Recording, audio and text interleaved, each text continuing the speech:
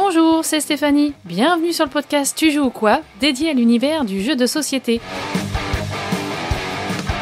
Suivez-moi, je vous emmène dans les coulisses, à la rencontre des acteurs de ce monde très créatif. L'invité de ce nouvel épisode est l'auteur David Sicurel. Il est le créateur du célèbre jeu hybride Chronicles of Crime, signé chez Lucky Duck Games. Chronicles of Crime est un jeu d'enquête criminelle mélangeant un jeu de société, une application et de la réalité virtuelle. Tel un véritable enquêteur, vous visitez différents lieux, interrogez de nombreux témoins et suspects et inspectez minutieusement des scènes en 360 degrés. Depuis 2018, la gamme s'est étoffée et compte de nombreux fans.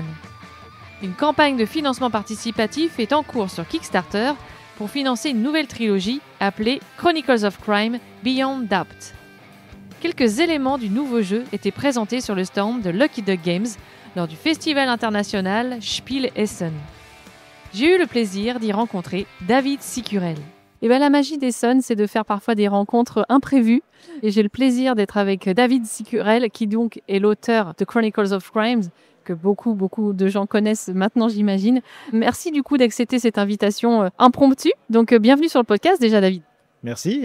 Alors David, je commence toujours un petit peu pareil parce que l'idée, avant de rentrer dans le vif du sujet des Chronicles of Crime, comment est venue l'idée, etc., c'est important de connaître un petit peu ton parcours et notamment ton parcours de joueur.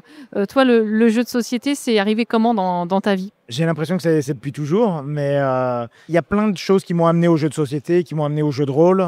Je vais raconter une anecdote qui est quand j'étais très jeune. On devait aller au cinéma avec des copains et ma mère nous amenait tous au cinéma. Et avant, elle est passée au supermarché. On est resté scotché devant le rayon jeux de société. Et elle nous a proposé de nous acheter un jeu avant, plutôt que d'aller au cinéma, parce que ça coûtait moins cher d'acheter un jeu que d'acheter des places pour les 4-5 gamins qui étaient là. Et on est reparti avec HeroQuest. Et ça a été bien plus rentabilisé que la place de cinéma. Ça a été une première plongée vraiment dans un univers, en plus que d'un jeu de société, c'est même un univers. Oui, c'est pour ça que c'est le souvenir quand je faisais des jeux de société bien avant. Je me rappelle qu'étant gamin, je découpais des Monopoly pour créer mes propres cases de Monopoly, ce genre de choses. Donc l'univers du jeu a été présent très rapidement. La découverte de la première boutique spécialisée de jeux quand je cherchais des cartes Magic parce que j'avais vu ça à la télé. J'avais entendu parler du jeu de rôle, les livres dont vous êtes le héros. Le vendeur de boutique m'a donné une boîte de Warhammer alors que je cherchais à faire du jeu de rôle et que je connaissais pas, et je repars avec du Warhammer. Voilà, il y a plein d'anecdotes comme ça, d'histoires qui m'ont amené à me diversifier et à faire plein de types de jeux différents. J'ai été un gros joueur de jeux de rôle et je le suis toujours. J'ai été un joueur de jeux de rôle grandeur nature, sur lequel j'ai pu également écrire des jeux de rôle grandeur nature. J'ai écrit et fait des campagnes de jeux de rôle. Je suis aussi un gros joueur de jeux de stratégie, un joueur de jeux vidéo. Tout ça a eu un impact dans le fait que moi, ce que j'aime, c'est apporter des nouvelles expériences et en vivre également. Oui, tout est imbriqué et puis c'est un cheminement naturel, j'imagine, au bout du compte. Ton milieu professionnel, donc, c'est plutôt le jeu vidéo. Toi, tu travailles dans ce milieu-là. Je travaille dans ce milieu-là parce qu'effectivement, cherchant à étancher ma curiosité, mes études se sont amenées assez naturellement à trouver quelque chose qui était à la frontière entre beaucoup de choses. Le jeu vidéo l'a été et donc je travaille dans le secteur du jeu vidéo depuis 25 ans. Tu fais quoi justement ? C'est quoi ton métier réellement ? Parce que forcément, travailler dans le jeu vidéo, ça peut impliquer tout un tas de choses. Ça peut être développeur, scénariste, j'imagine, il y a tout un tas de métiers et encore, il y en a plein que je ne connais sans doute pas. C'est quoi ton métier réellement ? J'ai essayé beaucoup de choses, mais ce que j'aime, c'est voir les projets évoluer, faire naître le projet et l'amener jusqu'au bout. Et donc, assez naturellement, pendant mes études, je me suis dirigé vers la gestion de projet. Parce que la gestion de projet, c'est là où on voit le projet grandir de A à Z. J'ai été chef de projet ou producteur, comme on dit dans le milieu du jeu vidéo, pendant de nombreuses années, avant de vouloir aller plus vers le créatif. Et je suis allé vers le créatif en allant vers le milieu du jeu de société parce que les choses sont assez cloisonnées dans le milieu du jeu vidéo et les choses étaient plus ouvertes dans le milieu du jeu de société. On peut arriver avec une bonne idée plus facilement.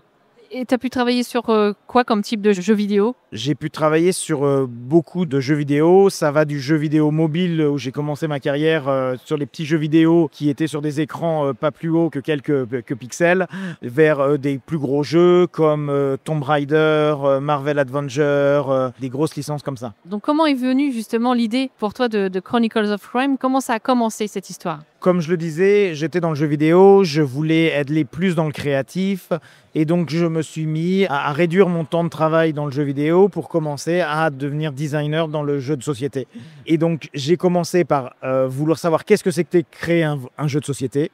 Donc j'ai créé un jeu de société classique, on va dire, mais très vite, par cette double compétence, je me suis dit j'ai envie de créer un jeu de société hybride. Un jeu de société qui mixe les nouvelles technologies. Les jeux hybrides, ça existe depuis très longtemps. Les plus anciens d'entre nous se souviendront d'un jeu qui s'appelait Atmosphere, par exemple, qui pour moi est un jeu hybride, puisque ça utilise les nouvelles technologies de l'époque. La VHS? La VHS. Au moment où je réfléchis à qu'est-ce que je fais, le jeu hybride est vraiment dans une période que j'aimais pas trop. Parce que soit on amenait de la technologie de manière très gadget, on regarde mon truc en réalité augmentée, mais à quoi ça sert dans le jeu? Bah rien, regarde mon truc à augmenter. Oui, non, nous on veut jouer. Soit c'était trop jeu vidéo, du genre on résout les combats en prenant le téléphone et en tapant des choses sur le téléphone. Mais alors tout le monde est sur le téléphone? Mais non, nous on fait du jeu de société. On fait du jeu de société pour discuter avec les autres, pour interagir, pas pour être devant l'écran. Et donc il faut qu'on trouve le juste milieu, parce que je pense que la technologie peut apporter beaucoup de choses, mais il faut qu'on garde l'essence de ce que c'est que le jeu de société. Il y a ce postulat de départ, en effet, tu as envie de faire quelque chose d'hybride, mais après, comment tu creuses l'idée? Comment viennent les premières idées? Est-ce que tu vas tout de suite sur l'idée de l'enquête? On va chercher des choses, on va enquêter, on va interviewer des gens, enfin interroger des gens. Ça te semble une évidence au départ ou tu es parti sur une autre idée? Alors ça ne me semble pas forcément une évidence au départ. Au départ, je recherche et moi, je ne suis pas un développeur. Comme tu le disais, il y a des compétences. Moi, j'ai des compétences d'un peu tout, mais un peu mal de tout. Puisque je ne me considère pas comme un expert dans un des domaines. J'ai plutôt des compétences transverses. Et donc, j'essaye de réfléchir à des idées sur comment est-ce qu'on peut mêler ça. La première idée qui va venir en jeu hybride est un jeu hybride qui n'utilise pas d'application. Ce jeu hybride va naître et va voir le jour. C'est un jeu hybride qui a été édité par Cocktail Games, dont le nom s'appelle maintenant Selfie Safari. Un petit jeu assez simple où on va se prendre des photos qui vont ressembler aux cartes qu'on a tirées, qui sont des cartes d'animaux, et on va mettre tous les téléphones et toutes les images devant soi, et une personne qui avait fermé les yeux doit essayer de reconnaître quelle selfie, quelle photo. Ça, c'est ton premier jeu édité? Alors, c'est pas du tout le premier jeu édité, mais c'est peut-être le premier jeu hybride et le premier prototype qui est assez fonctionnel, puisque j'ai pas besoin de développer d'application. Tout le monde a un téléphone. J'ai utilisé des cartes et des photos. J'ai fait pas mal de recherches pour savoir quelle photo marchait, qu'est-ce qui marchait pas, comment est-ce qu'on pouvait faire pour avoir un bon mix. Mais quand je le faisais tester, il était testable assez rapidement. Sans avoir vraiment besoin de développer quelque chose, juste en utilisant quelque chose qui existe déjà en final. Exactement. En même temps que je faisais ça, j'avais mis d'autres idées, certaines idées qui n'ont jamais vu venir, sur lesquelles j'ai eu des amis développeurs qui m'ont aidé à développer les prototypes. Et puis, assez rapidement, il y a eu quand même cette idée d'être devant ce gros tableau d'enquête qu'on voit dans toutes les séries policières. Ce que je me disais, c'est « Ah, ça serait quand même cool d'être devant ce grand tableau d'enquête et se dire « Allez les gars, qu'est-ce qu'on fait? Où est-ce qu'on va ?» Et donc, c'est de là qu'est venue un petit peu l'idée de travailler sur Chronicle of Crime. Tu étais toi-même un joueur de jeux d'enquête, justement? Tu avais pu déjà essayer des choses peut-être plus traditionnelles, comme les Sherlock Holmes Detective, ce genre de choses? Oui, le Sherlock Holmes Detective, j'avais joué au Sherlock Holmes Detective, le classeur des années 80. Je suis d'une nature curieuse, donc j'avais joué à beaucoup de choses. J'avais effectivement fait aussi du jeu de rôle. Dans le jeu de rôle, il y a beaucoup de scénarios d'enquête. Dans les murder parties, comme je disais, j'ai fait pas mal de jeux de rôle grandeur nature ou de huis clos ou de murder party. Il y a aussi la section enquête. Donc tout ça a un petit peu nourri cette envie de faire partager tout ça dans une expérience nouvelle qui était assistée par le téléphone. Le premier Chronicles of Crime, on est dans Londres, donc police scientifique. Comment tu as créé les premiers scénarios? De quoi tu t'es inspiré? Et comment tu as travaillé aussi tout simplement pour essayer d'avoir un proto à présenter pour que ton idée devienne une réalité? Le proto a été fait grâce à un développeur que je connaissais de par mon métier qui m'a assisté. Je ne remercierai jamais assez, Christophe, merci encore, parce que c'est lui qui qui a cru en mon projet, qui a cru à la présentation de ce que je lui avais fait. J'ai besoin de quelqu'un pour m'aider à faire ça. Et au début, cette enquête, c'était un tableau Excel où j'avais rempli tout ce qui pouvait se passer, tous les événements sur le tableau Excel. Bon, j'avais pris les photos en réalité virtuelle parce que Chronicle of Crime, c'est aussi ça. J'avais demandé à ma femme de faire la morte sur le canapé. J'ai pris une photo 360 de mon salon et ça a été le premier scénario de Chronicle of Crime. Comment tu arrives à présenter ce jeu à Lucky Duck Games? Parce que le jeu est sorti en 2018. Entre le moment où il sort et le moment où tu l'es dans ta tête et que tu proposes le proto, j'imagine qu'il se passe du temps. Tu saurais resituer ça un petit peu, cette période-là? On est à peu près, je pense, en 2016. Je te dis ça de tête. J'avais fait un premier proto que je suis arrivé à signer d'un jeu qui n'est jamais sorti. Parce que ce qu'il faut savoir, c'est que ce n'est pas parce qu'on signe un jeu avec un éditeur qu'il sort forcément. On a retravaillé le jeu avec l'éditeur et finalement, l'éditeur n'est pas arrivé à trouver la bonne formule qui permettait de le sortir. Donc malheureusement, c'est des parcours qui sont difficiles, le fait d'arriver à faire sortir un jeu. Mais j'avais déjà cette première expérience où j'étais arrivé à signer un jeu. Et là, j'avais fait un certain nombre de jeux hybrides. Selfie Safari en était un. Chronicle of Crime, j'avais un proto. J'avais d'autres protos également dans ma besace. Et je vais partir pour le Festival de Cannes avec ces protos-là. On s'est rencontrés un petit peu par hasard. Là, le Festival de Cannes, c'était aussi un petit peu la même chose. Il y a eu des rencontres qui se sont faites un petit peu au hasard. D'autres qui étaient un peu plus prévues. Mais pour te dire, il y a des éditeurs, j'ai loupé mon train pour aller à Cannes. Je suis monté dans un autre train, j'avais pas de place. J'ai rencontré des amis dans le wagon restaurant, je leur ai montré mes jeux et dans le wagon de restaurant il y avait aussi un éditeur et j'ai pu lui montrer mes jeux également. Finalement c'était pas Lucky Duck et on n'a pas signé mais on a beaucoup discuté et ça m'a donné pas mal d'entrées d'avoir cette visite inopinée. Ce genre de choses arrive parce qu'on peut se rencontrer. Lucky Duck, je le connaissais parce que y a eu également un de mes collègues qui connaissait Vincent, qui est le fondateur de Lucky Duck, et qui m'a dit « Ah, tu devrais le rencontrer ». Il faut dire aussi que le Cannes où je présente le jeu, c'est le Cannes où Unlock sort et est présenté pour la première fois. Moi, je ne connaissais pas Unlock avant. Les jeux hybrides, comme je disais, pour moi, il y avait un gap.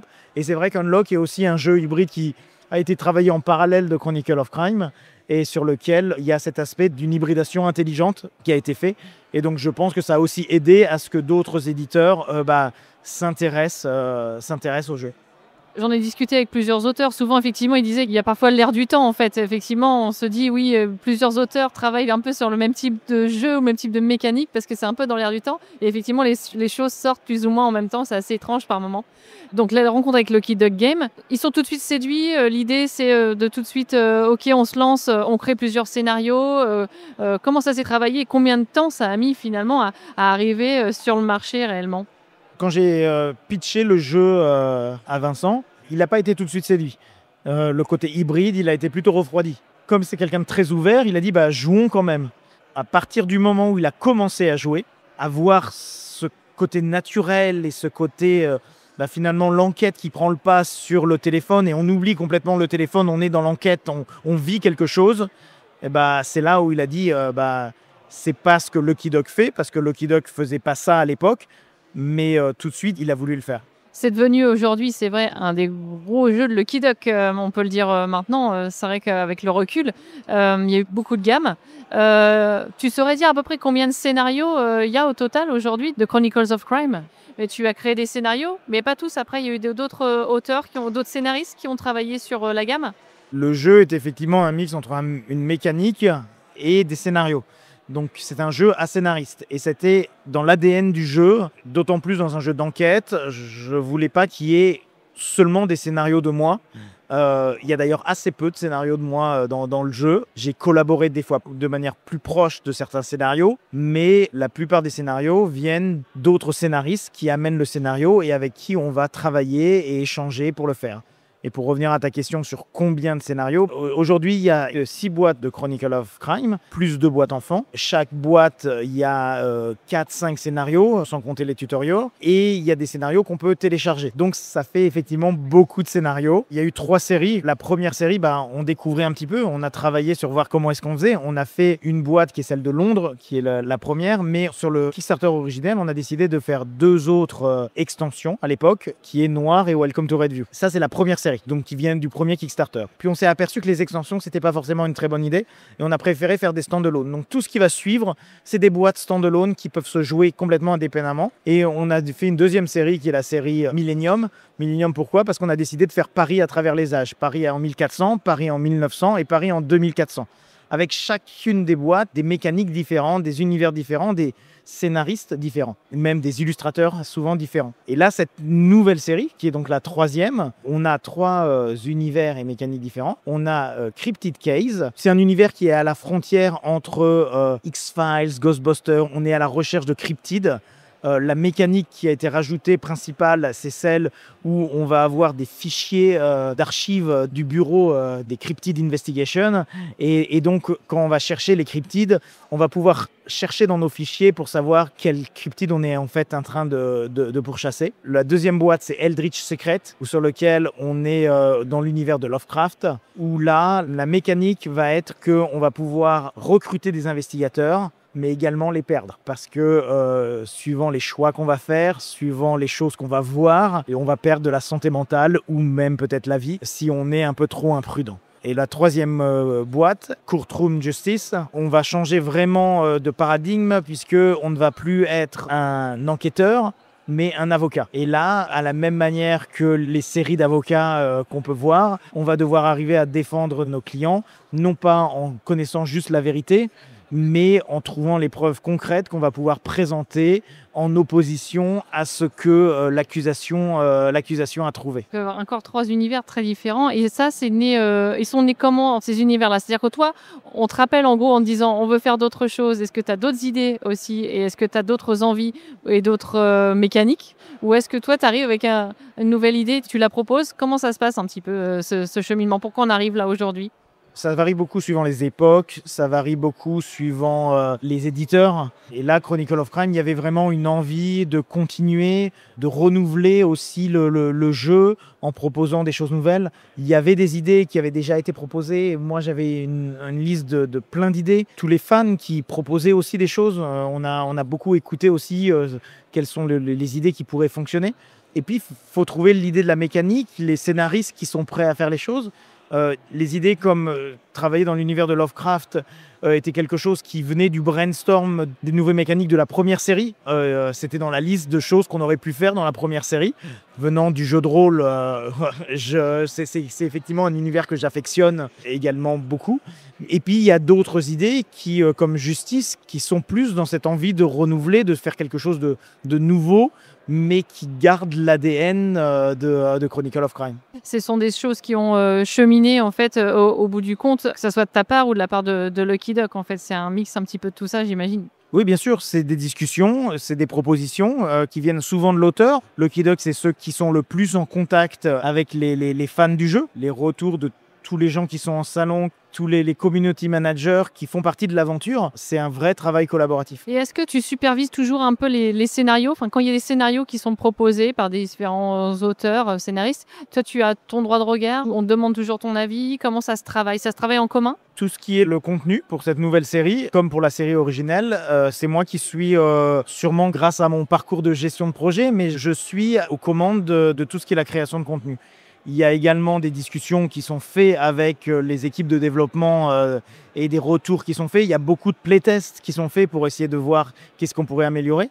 Oui, il y a des retours qui ont été faits sur tous les scénarios. Je les ai tous testés à des stades plus ou moins avancés. J'ai souvent mis la main dans les scénarios pour améliorer soit quelques indices qui n'étaient pas assez présents, soit quelques phrasés, soit quelques interactions. Faire un scénario, c'est assez difficile. Et pour ceux que ça intéresse de creuser un peu plus, on a fait aussi pour Chronicle of Crime un éditeur de scénarios communautaire. Donc aujourd'hui, si vous tapez community Community Editor Lucky Duck Game, vous allez tomber sur la page du scénario communautaire et vous allez pouvoir voir des vidéos qui expliquent comment on fait les scénarios, le logiciel qui est à disposition de tout le monde qui veut le faire. Et il y a aujourd'hui entre 30 et 50 scénarios fan-made que j'ai pu voir passer, qui ont été créés et qui peuvent se jouer depuis l'application qui renouvelle également les choses. C'est des scénarios que j'ai pas forcément testés, que j'ai pas validés en termes de contenu, mais je sais qu'il y a des très bons scénarios et j'en ai testé quelques-uns qui m'ont bluffé. On peut les télécharger sur l'application. Sur le forum Board Game Geek, il y a un listing où les gens peuvent les poster.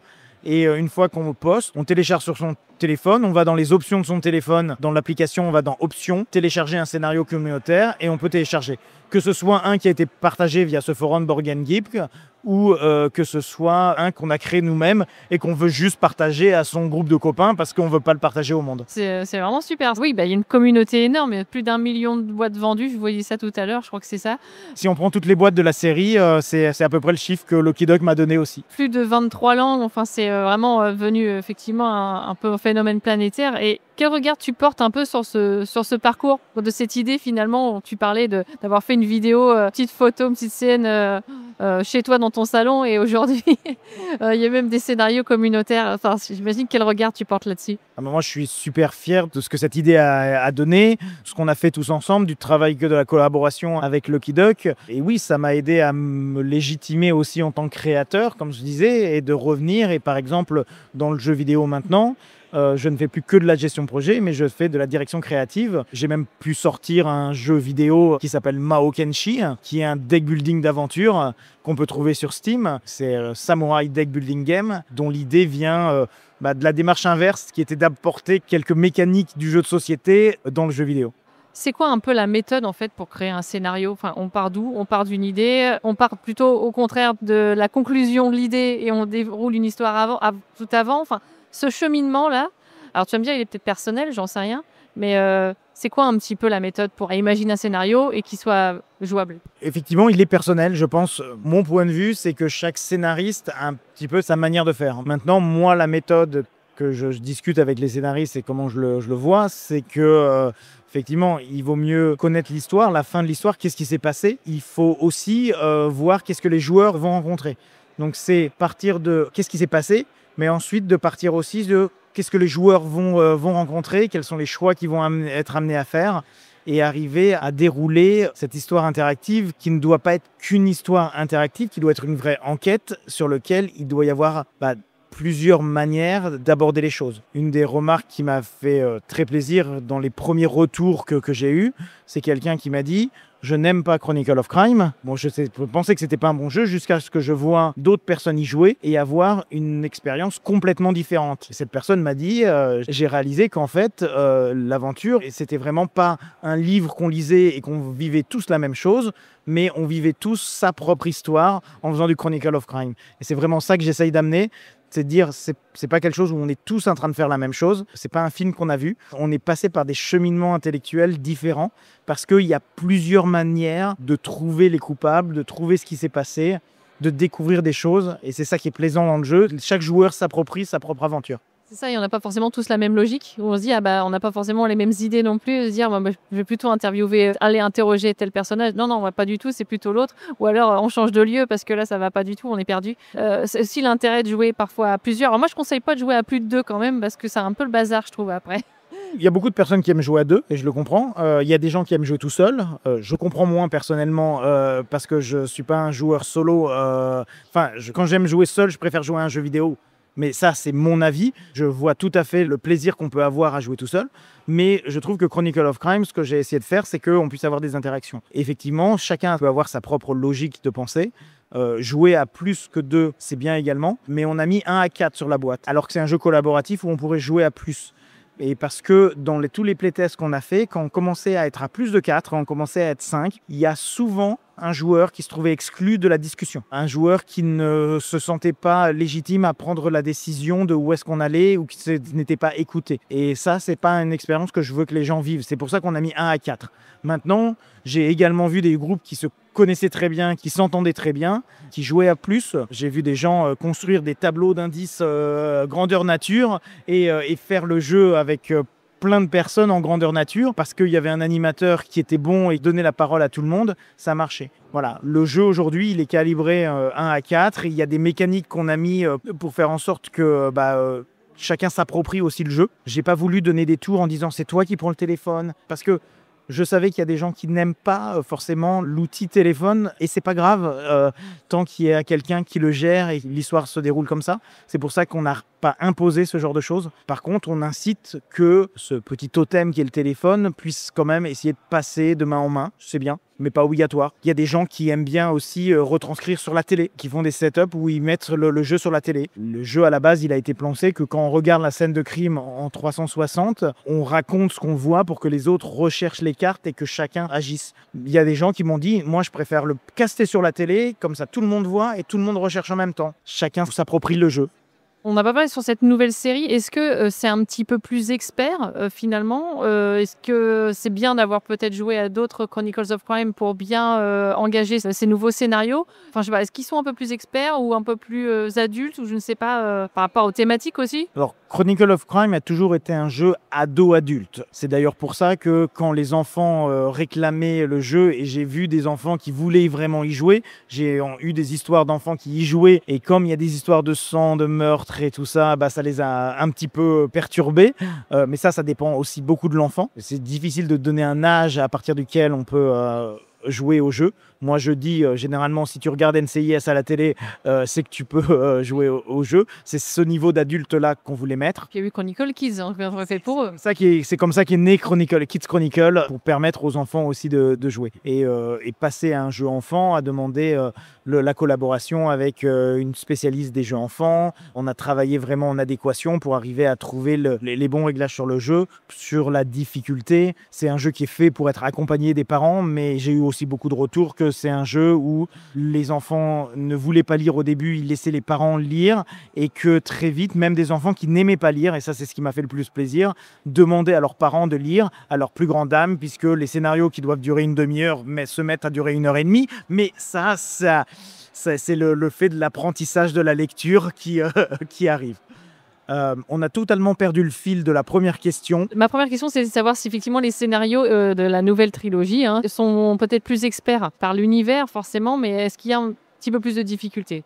Ah oui, tu m'avais demandé adulte et expert. Donc j'avais répondu sur adulte et au niveau expert, Chronicle of Crime n'est pas un jeu expert dans sa mécanique. C'est un jeu qu'on peut jouer sans lire les règles. C'est une des choses qui fait que les personnes les plus novices dans le jeu de société peuvent apprécier le jeu. J'espère qu'elle va pas m'en vouloir de raconter cette anecdote, mais ma mère n'est pas une joueuse de jeu. Quand j'ai fait tester à ma famille le prototype, ce premier prototype dont on parlait, elle a dit non, je joue pas. Et à la fin du scénario, elle était à dire je suis sûre que c'est Marie le coupable, je suis sûre que c'est le mari le coupable.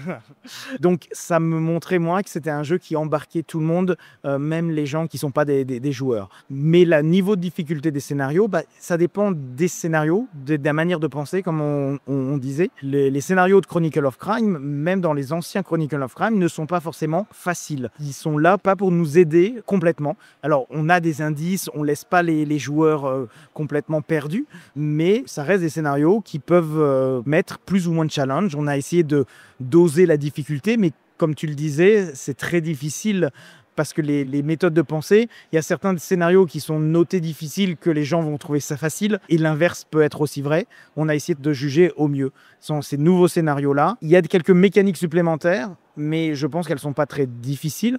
Il y a des univers qui sont un peu plus experts, des univers qui sont un peu plus grand public. On va essayer de toujours faire par scénario, des scénarios un peu plus faciles, des scénarios un peu moyens et des scénarios difficiles. Et on espère que ça va plaire au plus grand nombre. Tous les Chronicle of Crime, on a ajouté ou remplacé des mécaniques pour qu'il y ait des sensations de jeu différentes. J'ai parlé des fichiers dans Cryptid Case, mais effectivement, il y a aussi le fait que il y a deux personnages, Christian et Jesse, qui sont les deux personnages qui vont enquêter, alors que dans le jeu de Londres, par exemple, c'était plus impersonnel. On s'adressait au groupe, à la première personne. Là, on est plus à la troisième personne, avec le fait que les personnages ont des interactions entre eux, ont plus de personnalité, vont pouvoir commenter un petit peu les choses de leur point de vue, qui sont pas forcément le même et pas forcément celui des... Et donc la possibilité de faire soit un peu de jeu de rôle, soit juste de voir les personnages à la troisième personne et de prendre des décisions pour eux. Et ces personnages ont des pouvoirs également. La scientifique a construit une machine qui est un analyzer qui permet d'analyser un peu plus que les années 90 où on est situé, certaines choses, dont la présence de cryptides éventuellement. Christian a plus des pouvoirs médiumiques où il peut voir des échos du passé et dans certains lieux, il peut essayer de rentrer en transe. Ça prend du temps, ces deux pouvoirs-là, attention. Et donc, c'est des choix qu'il faut faire, puisque je rappelle que dès qu'on fait un scan, ça prend du temps. Donc, il faut discuter avec les joueurs de est-ce que ça vaut le coup de rentrer en transe dans ce lieu-là pour essayer d'en voir le passé? Est-ce qu'on va avoir des choses intéressantes? Et souvent, on voit des choses intéressantes, cryptiques peut-être, mais qui vont nous amener des indices qu'on va pouvoir... Et évidemment, le neutralizer, qui est la machine qui permet de combattre les cryptides et sur lequel il faut trouver la faiblesse du cryptide. Cette faiblesse, on va les trouver principalement dans les dossiers.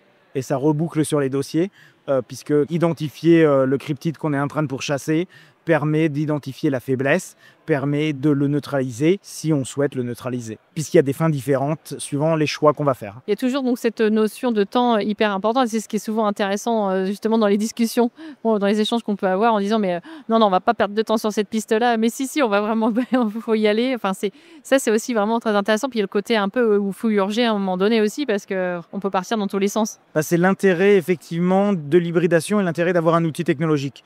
Ça veut dire que cet outil technologique nous permet de gérer un certain nombre de choses qu'un livre ne pourrait pas faire. Chronicle of Crime est infaisable avec un livre, avec des notes, parce qu'il y a plein de choses qui se passent derrière, que le joueur n'est pas conscient, que quand il fait quelque chose, ça fait passer du temps et ça peut déclencher des choses dont il n'est pas conscient.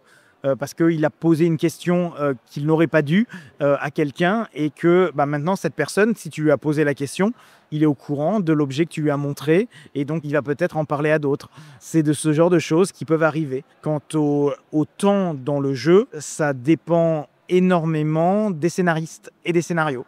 Il y a des scénarios qui sont très time sensitive, il y a des scénarios où le temps est très important et il y a des scénarios où le temps sert pour marquer les points et finalement, si on veut vraiment prendre son temps, on peut, ça dépend. Eldritch Secrets, tu l'as pitché rapidement tout à l'heure, on est effectivement dans l'univers de Lovecraft, on va se promener dans l'université de Miskatonic à Arkham, mais tu peux nous en dire un petit peu plus. Quels sont les protagonistes, quels sont un petit peu les mystères qu'on va aller chercher à découvrir? Enfin, raconte-nous un petit peu l'histoire, les mécaniques et les différents protagonistes. Justement, les protagonistes, je ne vais pas pouvoir te les expliquer parce que c'est là où chaque joueur va avoir un petit peu son vécu avec les protagonistes. Puisque, comme je le disais, les protagonistes, on va pouvoir les recruter. Chaque scénariste a décidé de quels sont les personnages qui sont recrutables dans le jeu. Et chaque personnage va avoir des talents et des compétences différentes. Et donc, quand on va recruter ces personnages, on va pouvoir les avoir sur son tableau d'investigateur et dire c'est ce personnage-là qui est dans mon équipe à ce moment-là. Et ce que les joueurs vont devoir choisir, c'est choisir également quel personnage est-ce qu'ils vont mettre en avant. Le personnage qui est mis en avant, c'est celui qui va risquer sa santé mentale et sa vie dans l'investigation. Et il a un certain nombre de compétences. Donc, s'il y a un livre à lire, est-ce qu'on le donne à l'archéologue qui risque de connaître des choses sur le livre, mais l'archéologue a déjà perdu pas mal de santé mentale, elle est déjà un peu instable. Est-ce qu'on la met en danger en lisant un autre livre ou est-ce qu'on va prendre un autre personnage pour lire ce livre ? C'est le genre de questions que les joueurs vont devoir faire. Et si le personnage part à l'asile, meurt, il ne va plus être disponible, ses compétences ne vont plus être disponibles et il va falloir faire l'enquête autrement. On va être dans Arkham, dans les différents lieux d'Arkham dans les années 1920, à avoir un côté un peu mystérieux, c'est Eldritch Secret. Il y a vraiment ce côté littéraire de Lovecraft et ce côté jeu de rôle qui va être retranscrit, sur lequel il y aura sûrement des monstres inimaginables que l'on ne peut pas décrire, mais on va essayer de faire en sorte de faire vivre ça par ce système de personnages. On va rencontrer des cultistes, j'imagine, faire déjouer leurs plans, ce genre de choses. Et c'est possible. Il va y avoir des choses qui vont se passer. Encore une fois, c'est aussi le travail des scénaristes d'amener ces histoires, de les faire assez diverses pour que chacun puisse la vivre de sa manière.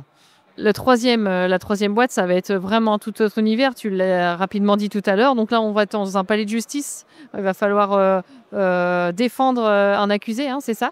Donc là, quels vont être un peu plus justement les protagonistes. Là, on sait qu'on joue un avocat.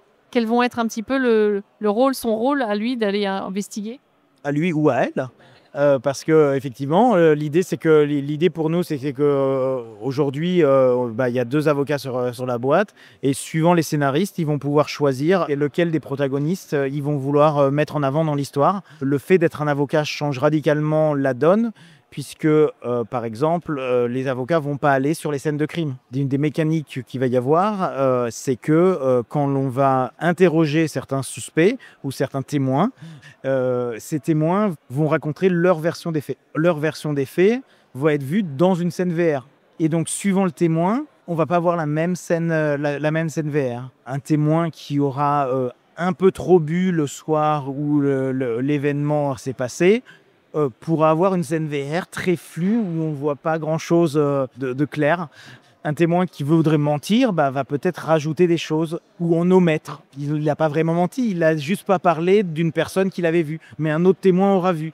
Et donc, par ce jeu de reconnaissance de VR, l'analyse de la scène va être très différente des analyses que l'on peut voir dans les autres Chronicle of Crime où on est un enquêteur.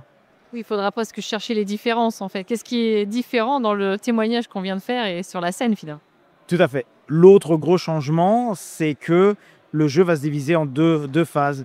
Une phase d'enquête, parce que les avocats aux États-Unis, peuvent enquêter.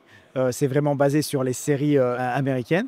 Et donc, il y a cette phase d'enquête où on va chercher les preuves qu'on va pouvoir émettre contre l'accusation. Et ces preuves doivent être des preuves tangibles qui vont être enregistrées comme des preuves. Et c'est pour ça qu'on s'est dit comment est-ce qu'on allait faire pour différencier les preuves qui sont enregistrées, les preuves qui ne le sont pas, les témoins qui ont dit qu'ils allaient venir, ceux qui ne vont pas. Il y a le personnage du juge qui est représenté mais qui n'est pas un témoin. Comment est-ce qu'on allait faire? Et là, on s'est dit qu'on allait utiliser un système de stickers réutilisables. C'est un système que je ne connaissais pas avant que Lucky Duck l'utilise dans leur jeu Kingdom Rush et qui marche extrêmement bien. Ça veut dire que c'est des stickers, mais c'est pas un jeu on détruit rien. On met les stickers et on peut les enlever, les remettre et ça recolle bien. Et moi, j'ai été plutôt impressionné par cette innovation technologique et je me suis dit, mais on la voit pas assez et ça fonctionne excessivement bien pour ce qu'on essaye de faire. Donc, pourquoi ne pas l'utiliser pour donner des informations supplémentaires là-dessus? Super, ça donne envie tout ça. Il y a beaucoup de choses et beaucoup encore, on voit que ça fuse bien dans tous les sens. Alors la campagne, elle a super bien démarré. Là, le projet, a priori, est financé. Comment ça se passe la suite? J'invite les auditeurs à aller voir la page du Kickstarter. Mais c'est quoi un petit peu les étapes en fait qui arrivent derrière? Les étapes, c'est finaliser les scénarios. On a beaucoup de choses, on sait ce qu'on veut faire. Aujourd'hui, on ne sait pas encore quel est le contenu global de ce qu'on va faire, du matériel qu'on va avoir, de ce qui va être débloqué. On sait vers où on va, on sait ce qu'on veut avoir. Le fait de faire une campagne, c'est aussi de faire participer la communauté, de voir l'engouement qu'il y a sur le jeu et de voir comment est-ce qu'on peut améliorer les choses pour arriver à sortir ces jeux dans les meilleures conditions.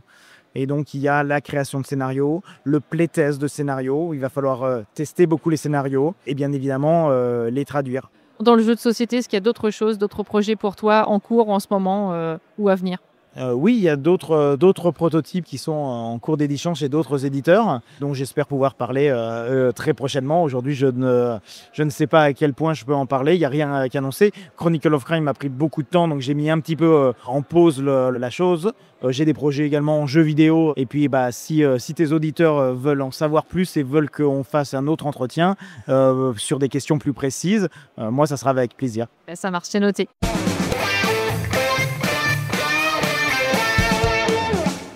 Si tu étais un mode de jeu, lequel serais-tu? Est-ce que tu serais du solo, du coopératif, du compétitif, du semi-coop? Je serais la variante. Enfin, comme j'ai dit, j'aime bien, je suis curieux, j'aime bien découvrir, j'aime bien voir beaucoup de choses. Et donc, oui, peut-être ça. Mais je suis pas très bon dans l'exercice du portrait chinois. Si tu étais une mécanique de jeu, laquelle serais-tu? Ça peut être du deck building, de la pose d'ouvrier, du bluff, du genre de choses. C'est très dur encore une fois parce que, comme je dis, j'aime la diversité personnellement. Je ne suis pas uniquement focus sur les jeux que j'ai pu créer, que ce soit Selfie Safari ou Chronicle of Crime ou Fun Bomb ou les jeux d'escape comme l'Escape Quest que j'ai pu éditer chez Don't Panic. C'est des jeux assez variés, j'aime changer de style. Le jeu vidéo, c'est du deck building. Donc, quelle mécanique en particulier je ne pense pas être un auteur qui se focalise sur une mécanique, mais plus sur une expérience en fait. Ce que j'essaye de faire, c'est d'apporter une nouvelle expérience aux joueurs. Le touche à tout. C'est ce que j'essaye de faire. J'espère que ça plaît ou que c'est bien, mais oui, c'est ça. Et si tu étais un univers de jeu, lequel serais-tu? Je serais le multivers. Ok, on a compris. Ça marche. Bah, écoute, si tu avais quelqu'un d'autre à me proposer pour une prochaine interview sur le podcast, dans le milieu ludique, que ça soit un métier, que ça soit un autre auteur, un illustrateur, un éditeur, est-ce qu'il y aurait quelqu'un que tu pourrais me proposer pour une prochaine interview? Oui, je pense à plein de gens, que ce soit certains de mes scénaristes qui font un travail exceptionnel, que ce soit des illustrateurs comme... L'illustrateur de mon jeu vidéo, Mao Kenshi, a aussi fait des jeux de société. Je serais ravi de les proposer. J'ai pas de nom à te donner là tout de suite, mais je serais ravi de te les proposer. Eh ben écoute, je te remercie. Je propose qu'on conclue le podcast comme on fait habituellement sur notre chaîne et sur la chaîne YouTube et sur les podcasts. Alors au jeu signé David Sicurel. Tu joues quoi? Merci d'avoir écouté cet épisode jusqu'au bout. Si la nouvelle trilogie de Chronicles of Crime vous intéresse, rendez-vous sur la plateforme Kickstarter. Je vous mets le lien en description. Je vous invite aussi à regarder nos 2 vidéos Retour des Suns sur la chaîne YouTube Tu joues ou quoi. Dans 2 semaines, je serai avec Maud Dojan, responsable marketing de Lab4Games, les studios francophones d'Asmodée. Alors restez bien à l'écoute.